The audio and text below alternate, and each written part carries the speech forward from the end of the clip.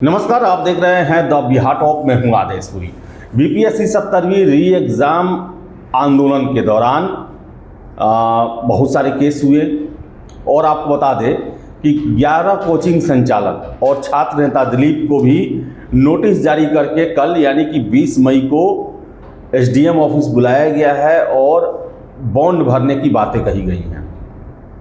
आपको बता दें कि लगातार हम देख रहे हैं कि शिक्षकों के द्वारा भी और छात्र नेता दिलीप के द्वारा भी सरकार के इस नीति पर प्रश्न खड़ा किया जा रहा है कि आखिर ये कौन सा काम चल रहा है कि अभिव्यक्ति की आज़ादी जो है उस पर रोक लगाने की कोशिश की जा रही है। हमारे साथ छात्र नेता दिलीप ही इन्हीं से बात करता है। दिलीप जी, नोटिस जारी किया गया, क्या कहेंगे? देखिए, नोटिस जारी करने का जो इन लोगों का तरीका है वो साफ साफ दिखा रहा है कि ये चाहते हैं कि दिलीप कुमार 1 साल तक कोई आंदोलन ना करे, पेपर लीक हो, धांधली सेटिंग हो, चुप रहे दिलीप कुमार, कुछ ना बोले। और चुनाव भी है विधानसभा, तो आसानी से धांधली सेटिंग कर ले और दिलीप कुमार कुछ, चूँकि आप देखिए कि पिछले 10 साल से हम पेपर लीक धांधली सेटिंग के खिलाफ लड़ रहे हैं और 4 बड़ी बड़ी परीक्षाएं जिसका कि पेपर लीक हुआ हमने उजागर किया और परीक्षा रद्द करवाया। 67वीं बीपीएससी पेपर लीक हुआ, हमने मुख्यमंत्री जी को क्वेश्चन भेजा। सिपाही भर्ती का पेपर लीक हुआ, हमने आर्थिक अपराध इकाई को सूचना दिया। बीएसएससी सीजीएल 3 का पेपर लीक हुआ, एक शिफ्ट का, हमने आर्थिक अपराध इकाई को सूचना दिया। बीपीएससी टीआरई 3 के बारे में आर्थिक अपराध इकाई को सूचना दिया और चारों परीक्षा रद्द करनी पड़ी थी। तो कई परीक्षा तो ऐसा था कि रद्द नहीं करना चाहते थे, आंदोलन का आह्वान किए तो पहले ही रद्द कर दिए। तो इस वजह से अब ये लोग चाहते हैं, जो परीक्षा माफिया है और खासकर कोचिंग माफिया है, वो चाहते हैं कि दिलीप कुमार की आवाज को किसी तरह बंद कर दिया जाए। कोचिंग माफिया कैसे? खुद तो 11 कोचिंग वाले इसके चपेट में हैं।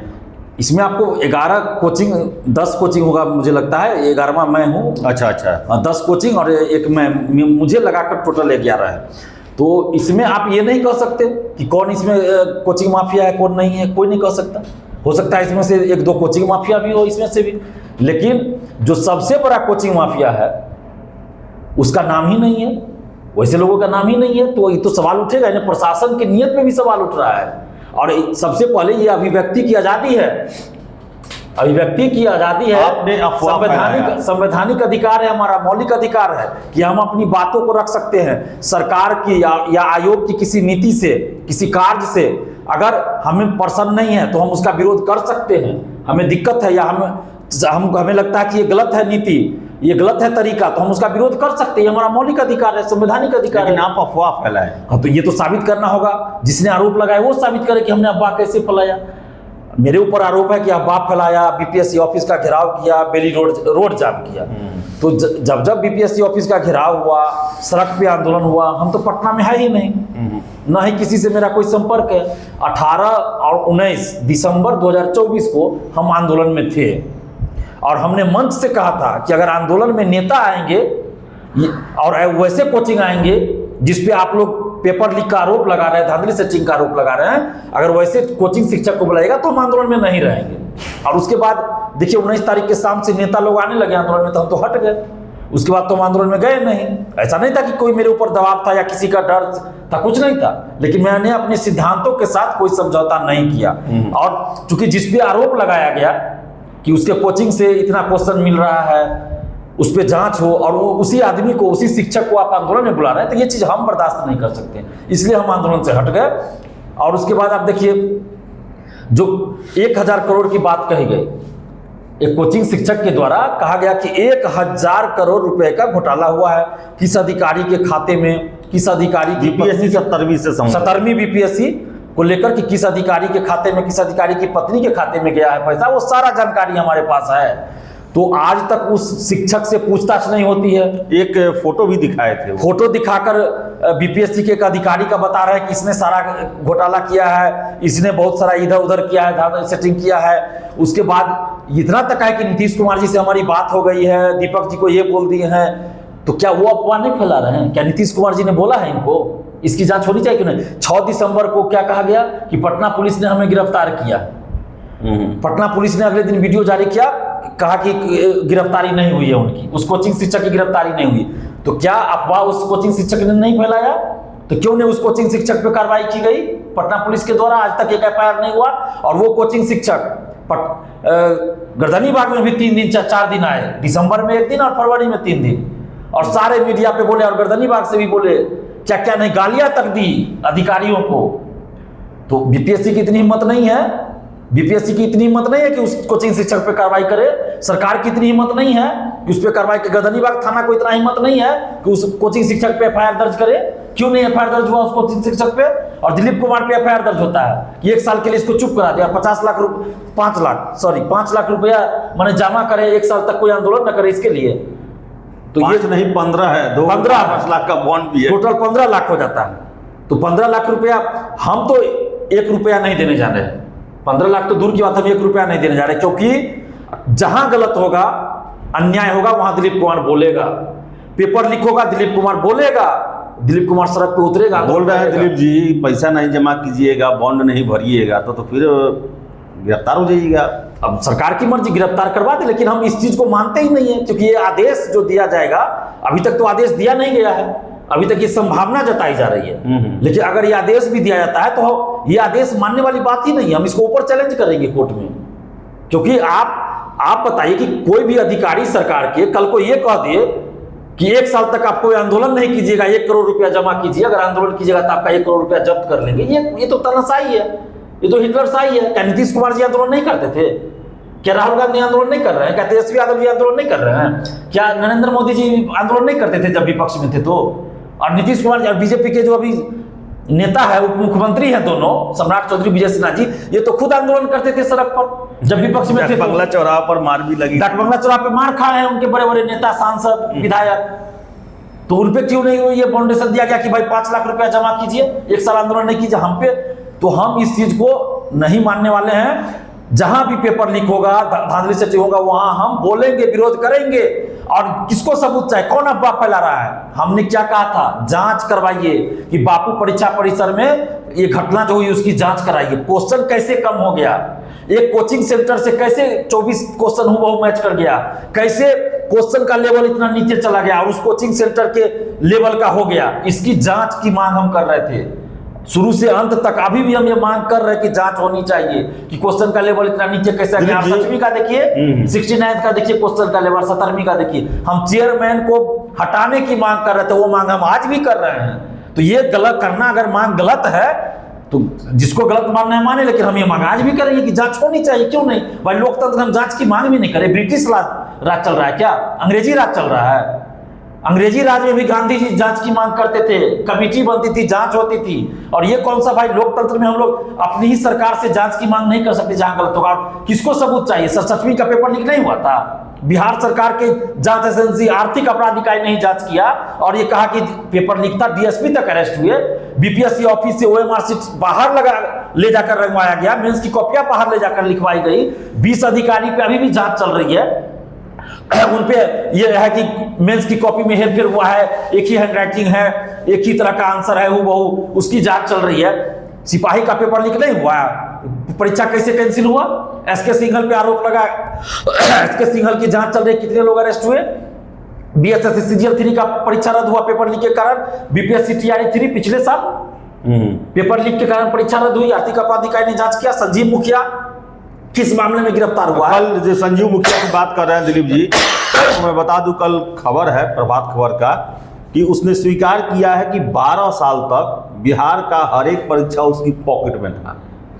अब बताइए, इसके ये तो एकदम सरासर बीपीएससी और सरकार के मुंह पे तमाचा है। और जो लोग हमको कह रहे हैं कि आप बाप फैला रहे हैं, उसके मुंह पे तमाचा है। कल प्रभात खबर का एक स्टोरी है ये, तो हम लोग नहीं बोले हैं कि हर एक परीक्षा उसकी पॉकेट में था। अगर कोई ये सोच रहे हो कोचिंग माफिया, शिक्षा माफिया या कोई भी सरकार के अधिकारी या चेयरमैन हो किसी भर्ती आयोग के कि दिलीप कुमार चुप हो जाए, चुप रहने वाली बात ही नहीं। यार हमने बहुत कुछ त्याग किया है, अपना सुख सुविधा, निजी जीवन का बहुत कुछ त्याग किया है, बहुत कष्ट झेल रहे हैं, हम झेले हैं और लड़ रहे हैं इस चीज के खिलाफ। और कोई हम पे आर्थिक प्रतिबंध लगा दे कि चुप रह जाए तो ये संभव नहीं है। जेल में बंद करना है कर दीजिए, कितना दिन बंद रखिएगा? 2 महीना, 4 महीना, 6 महीना, साल भर कर दीजिए बंद। लेकिन जहां भी अन्याय होगा, पेपर लीक होगा, धांधली सेटिंग होगी या कोई भी गड़बड़ी होगी, कोई भी अन्याय होगा तो हम बोलेंगे, चुप नहीं रहेंगे, बिल्कुल बोलेंगे। ये हमारा अधिकार है, मौलिक अधिकार है। एक और प्रश्न है कि हम लोग हमेशा सुनते हैं कि बीपीएससी संवैधानिक आयोग है, संवैधानिक आयोग है। क्या संवैधानिक आयोग के अधिकारियों को चूड़ी भेजने, पर्सनल कमेंट, भद्दा कमेंट, गाली एक तरह से कहें, सारे देश के मीडिया के सामने 5-6 दिन तक कोई देते रहे, आरोप लगाए, आर्थिक आरोप, भ्रष्टाचार के बहुत सारे आरोप लगाए और उसको कोई छू ना पाए, कैसा ये संवैधानिक आयोग? उसी कोचिंग शिक्षक के इशारे पर तो ये कार्रवाई हमारे ऊपर हो रही है ना।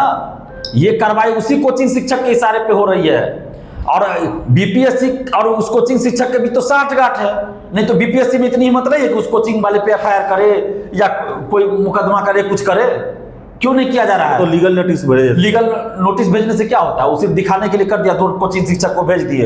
आज तक क्या हुआ? जनवरी में भेजा गया, 15 दिन का जवाब का समय था, 15 दिन नहीं बीता है उसका। क्या जिस कोचिंग शिक्षक ने कहा फोटो दिखाकर कि इस आदमी ने धांधली सेटिंग किया है, संलिप्त है, गाली गलौज तक किया, झूठ पे झूठ बोला, 1000 करोड़ के सबूत की बात किया कि 17वीं बीपीएससी में किस अधिकारी के खाते में, किसके पत्नी के खाते में गया, सारा सबूत है। उस पर एक एफआईआर तक नहीं होता है। गर्दनी बाग में आके आंदोलन करते हैं, पूरा अशोक राज ये मुसल्लापुर से लेकर गांधी मैदान तक पैदल आते हैं, हजारों स्टूडेंट्स को लेकर, नीट और बिहार पुलिस के स्टूडेंट्स को लेकर रोड जाम करते, उस पर कोई एफआईआर नहीं। और दिलीप कुमार आंदोलन के समर्थन में जाता है 2 दिन, और जब वहां लगता है कि भाई यहाँ गलत हो रहा है तो हम हट जाते हैं आंदोलन से, तो मेरे ऊपर एफआईआर होता है।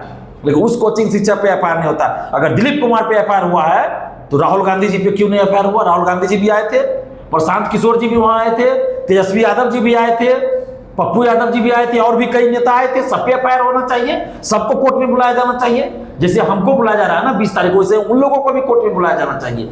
क्या अंतर है भाई दिलीप कुमार और तेजस्वी यादव, पप्पू यादव, राहुल गांधी जी में क्या अंतर है? बस इतना अंतर है कि दिलीप कुमार किसान परिवार का बेटा है, राहुल गांधी जी, तेजस्वी यादव जी, पप्पू यादव जी और ये जो बड़े बड़े नेता है प्रशांत किशोर जी, ये बड़े घर के हैं, बड़े घर के बेटे हैं, राजनीतिक परिवार के बेटे हैं। कोई प्रधानमंत्री जी का बेटा है तो कोई मुख्यमंत्री जी का बेटा है, तो कोई चुनाव का रणनीतिकार है जो 4 राज्यों में मुख्यमंत्री के लिए चुनाव प्रचार कर चुके हैं, तो उन लोगों पे इस तरह की बात नहीं होगी। लेकिन दिलीप कुमार पे होगी, क्योंकि दिलीप कुमार किसान परिवार का बेटा है। तो जान लीजिए, किसान परिवार का बेटा है लेकिन डरने वाला नहीं है, झुकने वाला नहीं है, अन्याय बर्दाश्त करने वाला नहीं है, और न ही अन्याय का साथ देने वाला है। और आज मैं फिर कह रहा हूं, कुछ कोचिंग शिक्षक जो आंदोलन में आए थे, जितने कोचिंग शिक्षक आंदोलन में आए उसमें से कुछ कोचिंग शिक्षक आंदोलन को गुमराह किए, भटकाए, छात्रों का इस्तेमाल किया अपने राजनीतिक फायदे के लिए।